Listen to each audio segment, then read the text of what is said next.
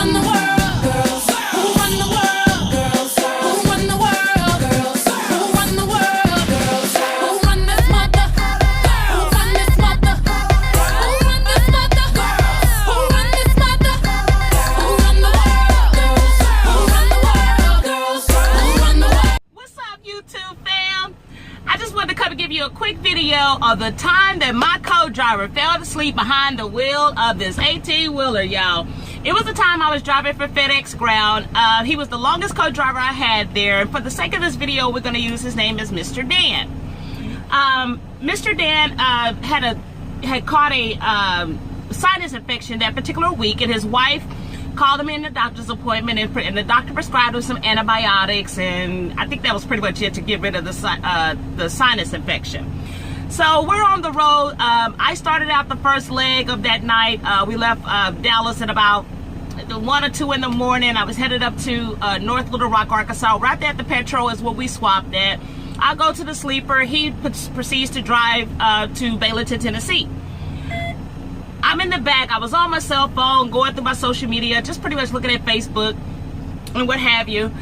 And I go to sit my phone down. It had to be maybe a good hour into the drive, because by this time we had already passed Memphis, Tennessee, and I set my cell phone down. I was just about to go to sleep or what have you, and all of a sudden I was just tossed around the sleeper, I didn't know what was going on. So once I actually felt the truck actually stop, I come up, I open up the curtains, and I looked over to Mr. Dan. I was like, Mr. Dan, are you okay? Are you okay? And he was coming out of his seatbelt, and he was just like, I am so sorry, I'm so sorry. He just immediately started apologizing, and I didn't know at first, I didn't know for what. And he was like, I'm so sorry, I fell asleep. I was like, oh my God.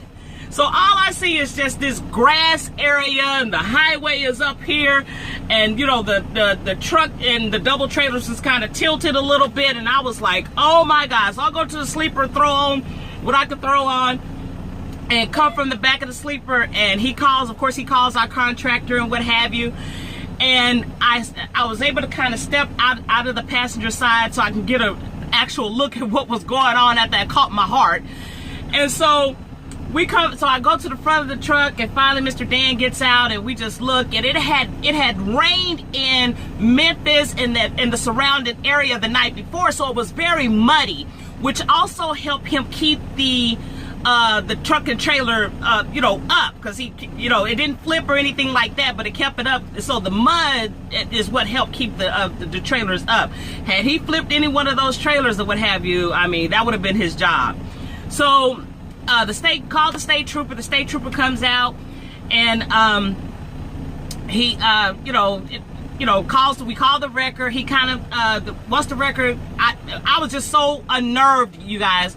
I asked the state trooper, I said, sir, and he was a young state trooper, couldn't have been no more than 30 years old, young African American state trooper. I was like, whoa, all right. But I was like, I said, I was so rattled. I was like, sir, can I please sit in the back of your state sit in the back of your state trooper? And he was like, sure, you can sit back there. And the whole time we were sitting back there, we were just talking, and Mr. Dan and the record guy was trying to hook up the truck and the trailers, and I was just watching and what have you. And if I get my editing skills together, I'm gonna insert a video here that shows I videoed the record trying to pull us out.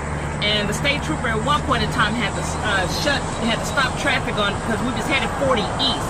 So he had to stop traffic so that way the wrecker could go ahead and pull us completely out into the highway. But I'm gonna insert some pictures here, like I said, if I get my editing skills together. And if I can remember how to do everything. But yeah, and so once he got us on the shoulder and everything, we checked the truck and trailer and everything out, and then, it was still drivable. But we went on down to the pilot right there at exit 37. And I mean, y'all, again, it's one of those situations where my worst nightmare actually occurred. My worst nightmare.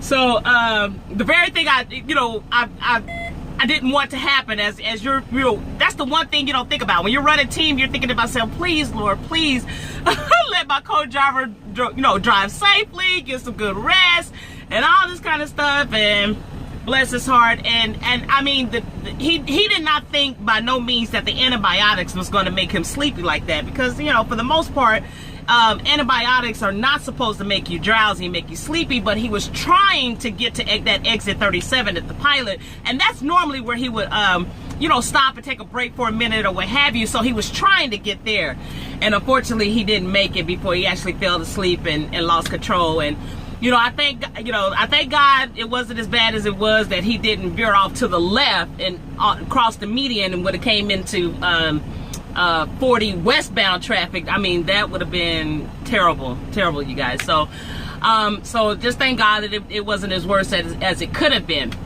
So I went on to the sleeper, back to the sleeper, and tried to sleep as much as I could. But of course, y'all, I really couldn't as I wanted to. And so once we got to Baylorton, we swapped drivers again, and then I headed back that night, headed back to North Little Rock, Tennessee. I mean, North Little Rock, Arkansas, I'm sorry. And then he headed on back to Dallas. Y'all, when we finally did get back to Dallas, Lord, when I tell y'all, I got in my car, and when I tell y'all I praised him, I was just, thank you, Jesus, thank you, Jesus. I was in the car crying and just thanking God that, you know, I just was able to finally just let it all out, And I called my contractor and I told him, I said, John, I need a few days off, what have you, and he gave it to me with pay. He was like, Pearl, I totally understand. He said, I don't know what it's like, you know, for that to happen, for your co-driver to fall asleep behind the wheel, and I'm sure that would shake people up, you know, pretty bad. So, you know, I take it, you know, the few days off you need, I'm totally with that. That's quite okay. And I was like, thank you so much. But, you know, I didn't tell my mom and dad when it happened. This was at the end of 2014, I believe. It was December 2014. But it wasn't until that next year, during the time of my brother's funeral, that I told my mom and dad what actually happened, because I know that would have just sent my mom through the roof. She already was concerned when I first became a truck driver out here, and but I brought her out on the road, so she felt a little bit better about, you know, me being out here on the road, not worry so much. But if I had told her that she would have just, it would have went back to being worried when he started driving. And no, I didn't. I mean, he was so apologetic, Mr. Dan was, and he was like, you know, if you want another co-driver, if you request another co-driver, I totally understand, and what have you. And I didn't, y'all. I didn't. I continue as a co-driver. And I know with this story and the story of Kyle, y'all wonder, what in the world, Miss Pearl, why you keep these co-drivers? I mean, he was my co-driver for a year and a half. I was just used to him, y'all, and I understood that it was, you know, the medication that, you know, caused him to fall asleep and what have you. So I wasn't too worried about it happening again. You know what I'm saying? He was a good driver, and you know, like I said, just thank God it wasn't worse as it was. So, but yeah, so that's the end of that story. But yeah, you guys, I was coming out of the apartment today. This was so cute. It was this this little boy riding around on his bike, and he said, ma'am, he said, is that you on your shirt? If you guys take a look, I got my shirt of Nina Simone. And I was like, I thought that was so cute. I was like, I said no, and I told him who, it was Nina Simone, and I just gave him a little quick history story of who Nina Simone is. And he's like, oh, okay, you know, but I thought that was the most cutest little thing. So, but yeah, so I'm at a rest area right now. I just want to stop and do a quick video. I'm headed to San Antonio. It's going to be a late night. Once I get down there, turn back around, head on back. I probably won't make it back to Dallas about 4 or 5 o'clock in the Sunday morning, y'all. So it is what it is. Again, I'm off Sunday and Monday. Our loads is constantly there's always something happening to where it causes things to run behind. So, you know, nature of the beast. So yeah, but I also want to give a shout out to my home girl. She's gonna watch this video.